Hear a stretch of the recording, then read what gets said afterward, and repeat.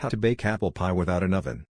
Ingredients: 1 package, 0.3 ounce, sugar-free lemon gelatin, ½ teaspoon ground cinnamon, 1/4 teaspoon ground nutmeg, 1¾ cups water, divided 5 medium tart apples, peeled and sliced. 1 package, 0.8 ounce, sugar-free cook and serve vanilla pudding mix, ½ cup chopped nuts, 1 reduced fat graham cracker crust, 6 ounces, whipped topping, optional.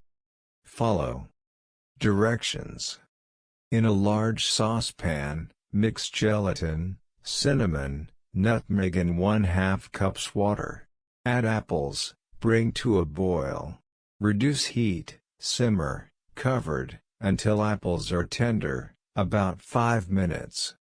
In a bowl, mix pudding mix and remaining water, stir into apple mixture. Cook until thickened, about 1 minute, stirring occasionally. Remove from heat, stir in nuts.